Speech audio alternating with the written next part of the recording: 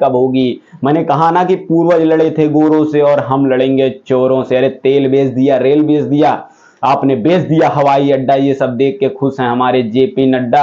अब नफरत का बाजार हम चलने नहीं देंगे, मोदी जी आपकी तानाशाही चलने नहीं देंगे। और अब किसी का घर हम जलने नहीं देंगे कि लश्कर भी आपकी है, पत्रकार भी आपका है, झूठ को सही बता दीजिए, अखबार भी आपका है।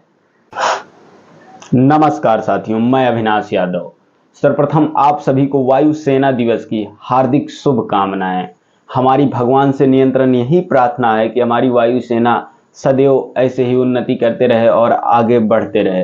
तो शुरू करते हैं आज के मुद्दे को। आज का मुद्दा ये है कि जिस कदर बिहार सरकार ने जाति जनगणना के बाद जो उसका परिणाम निकल के आया उसको लोगों के सामने रखा, लोगों को दिया या फिर उसको एक हिसाब से पब्लिक कर दिया, उससे भाजपा वालों की बहुत जल रही है, उनको बहुत तकलीफ हो रही है। तो उनसे मैं एक ही बात कहना चाहूँगा कि जिसकी जितनी संख्या उसका उतना अधिकार और जिसकी जितनी संख्या उसकी उतनी जिम्मेदारी। ये भी बात आप गौर से सुनिएगा कि जिसकी जितनी संख्या उसका उतना अधिकार और जिसकी जितनी संख्या उसकी उतनी जिम्मेदारी। कोई ये नहीं है कि आप अल्पसंख्यक हैं तो आपको कुछ नहीं मिलेगा, आप दलित हैं तो आपको कुछ नहीं मिलेगा, आप पिछड़ा है तो कुछ नहीं मिलेगा, सिर्फ राजा का बेटा राजा ही बनेगा। तो वो समय चला गया। अब राजा का बेटा राजा नहीं, जो योग्य होगा वो राजा बनेगा। ये नहीं कि आप जैसा के पिता की जी के जैसे काम कीजिए कि आप अपने लड़के को उठा के बीसीसीआई का प्रेसिडेंट बना दीजिए। अब वो नहीं हो सकता। हमारी देश की जनता जागरूक हो चुकी है, हमारा युवा जागरूक हो चुका है और हमारे युवा को रोजगार चाहिए, महंगाई कम होनी चाहिए, शिक्षा चाहिए। भारत 2013-2014 के पहले भूखमरी में 55वें स्थान पे आता था, 55 रैंक थी भारत की विश्व भर में भूखमरी के मामले में, और आज भारत की रैंक 2023 में 107 पे पहुंच गई है। कैसे चलेगा देश बताइए आप। उसके अलावा भारत की जो अर्थव्यवस्था है वो नियंत्रण गिरती चली जा रही है। हमारे देश के जो क्या बोलते हैं प्रधानमंत्री जी हैं वो सिर्फ झूठ पे झूठ बोलते जा रहे हैं। अभी वहां पे संबोधित कर रहे थे जाके एमपी में, उन्होंने कहा कि कांग्रेस कह रही है कि जिसकी जितनी संख्या उसकी उतनी जिम्मेदारी। तो पूरा सुनिए आप, उन्होंने सिर्फ इतना ही नहीं कहा कि जिसकी जितनी संख्या उसकी उतनी जिम्मेदारी। उनका कहना यह था कि जिसकी जितनी संख्या उसकी उतनी जिम्मेदारी, जिसकी जितनी संख्या उसका उतना अधिकार।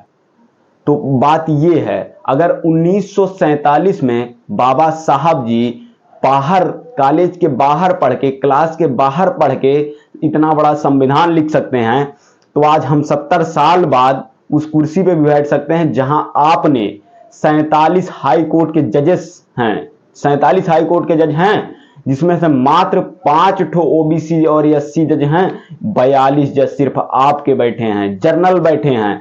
इसकी लड़ाई है, संविधान बचाने की लड़ाई है, लोकतंत्र बचाने की लड़ाई है।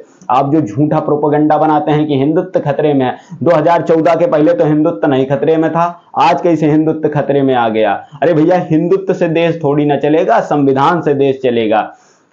एक बात याद रखिएगा कि आने वाले समय में जब इतिहास लिखा जाएगा तो आपका नाम आग लगाने वालों में से लिखा जाएगा और उन चंद्र लोगों का नाम आग बुझाने वालों में से लिखा जाएगा। एक बार की बात है, एक जंगल में आग लगी रहती है, लोग खड़े होकर देख रहे थे, हंस रहे थे, मजा ले रहे थे। एक चिड़िया बेचारी अपने समुद्र से पानी चोंच में भर भर के ला के उस आग को बुझा रही थी। तो उससे कहा जाता है कि तू छोटी सी चिड़िया है, तू कैसे इस भीषण आग को बुझा लेगी। और आखिर में उस चिड़िया ने आग को बुझाया और उसने क्या कहा पता है? उसने कहा कि आने वाले समय में जब इतिहास लिखा जाएगा तो हमारा नाम आग बुझाने वालों में लिखा जाएगा और आपका नाम आग लगाने वालों में लिखा जाएगा।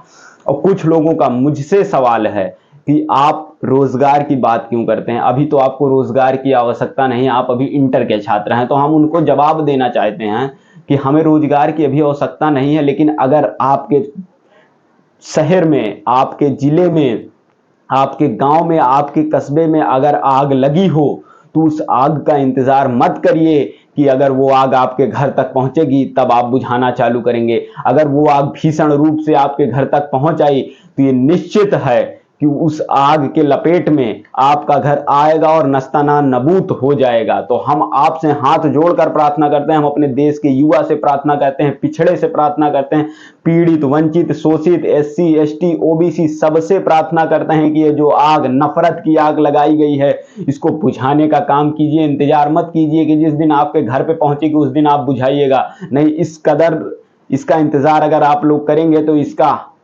नुकसान हो जाएगा आपके साथ।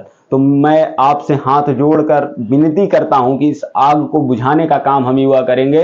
इस आग को, नफरत की आग को बुझाएंगे और मोहब्बत की बीम को आगे बढ़ाएंगे और इस देश को स्वतंत्र देश के जैसे चलाना है। किसी का राजशाही या तानाशाही नहीं चलेगा। ED CBI लेकर आप, अभी संजय सिसोदिया हैं, वहां क्या बोलते हैं, संजय सिंह जी हैं आम आदमी पार्टी के, उनके ऊपर उन्होंने अडानी और अंबानी के खिलाफ बोला क्या दो सब, उनके ऊपर ED CBI आप बैठा देते हैं। अरे पूर्वज लड़े थे गोरों से और हम लड़ेंगे चोरों से, ये बात याद रखिएगा मोदी जी। अब नफरत और तानाशाही आपकी चलने नहीं देंगे और किसी का घर हम जलने नहीं देंगे। नियंत्रण, ये मुद्दा आपके खिलाफ चलता रहेगा, हमारी लड़ाई आपके खिलाफ चलती रहेगा। आप कितना भी प्रयास कर लीजिए, 2024 में हमारी देश की जनता आपको उखाड़ फेंकने का काम करने वाली है और आपके पास छत्तीसगढ़, राजस्थान, MP ये तीनों जगह के आंकड़े मिल चुके हैं। वही कहते हैं ना कि समझदार के लिए इशारा काफी और मूर्ख के लिए गुब्बारा काफी है। तो नियंत्रण, इस पे फोकस बनाए रखिएगा। जिस कदर भुखमरी की